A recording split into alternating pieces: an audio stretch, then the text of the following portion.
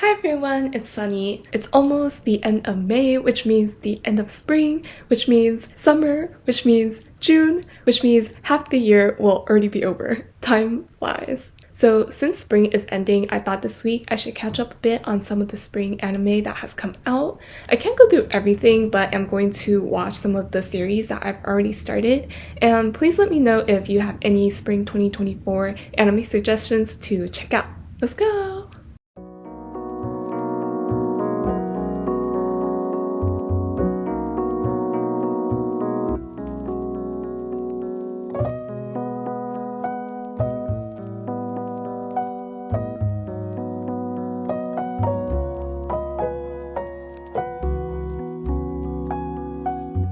Woke up looking like this, so don't get under my skin. Woke up looking like this.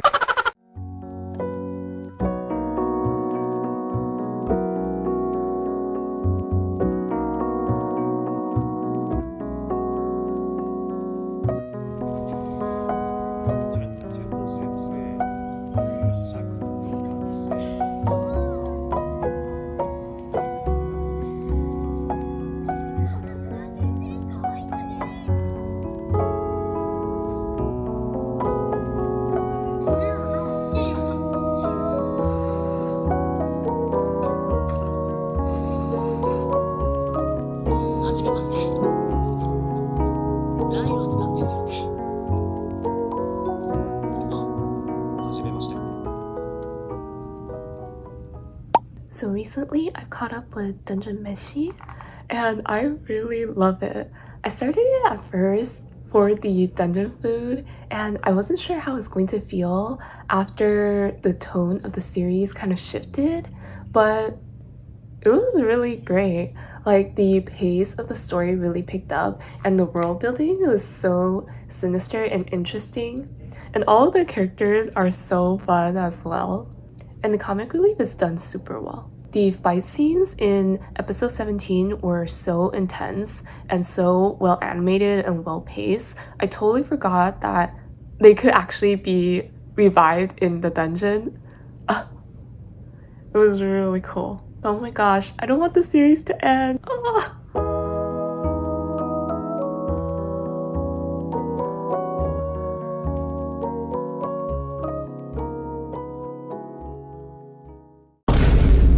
So I haven't touched Black Butler since middle school, so I decided to check out the new season. Low-key don't remember anything, but I'm sad for the story, okay? The animation is so amazing, like why they gotta be doing all that. I mean, I like it though. And oh my gosh, all of the innuendos in the series that middle school Sunny didn't catch.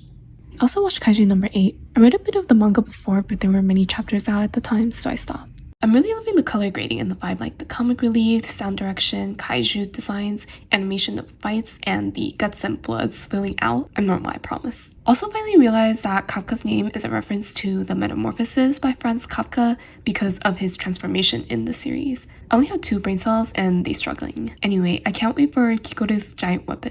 I don't know, I just love women with giant weapons. I checked out Hero Academia as well. I'm liking the direction of this new season. The change in art and all of the added scenes for Bakugo is destroying me. Actually, the dead wife haunting the narrative.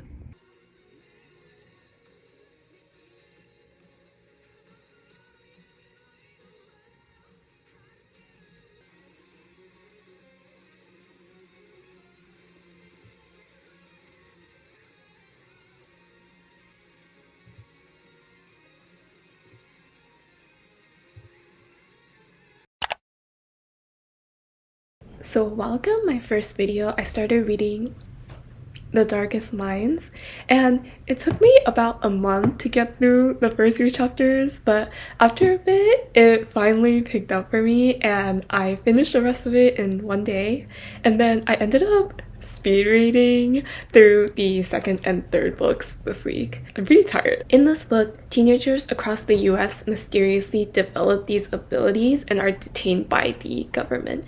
The MC Ruby escapes from camp where she's being held and meets other kids on the run, and they're fighting to survive while also trying to solve the mystery of how these abilities came into being. I really enjoyed the first book. Admittedly, it wasn't perfect, but honestly, it was quite entertaining. The found family road trip portion just made it all for me. But I have to say, Ruby's characterization felt a little bit inconsistent to me, and the second part of the book was kind of predictable.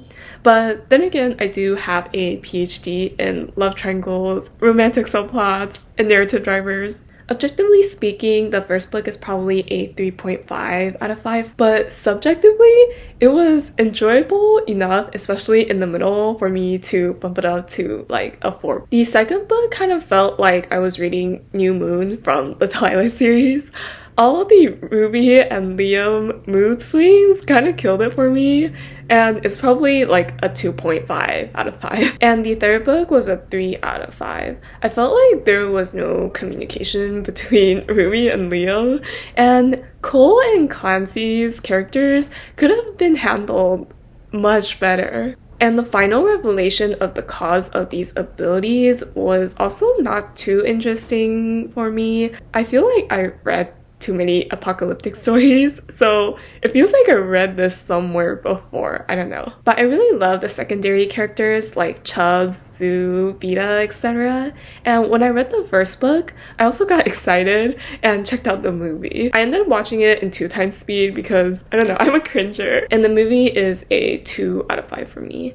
I definitely don't think that I am the target audience for this series. It's probably for like 13 to 18-year-olds, whereas I'm a disillusioned pseudo-adult with a black hole for a soul. But I really wanted to check out the series for a while, so I'm glad I finally got to do it.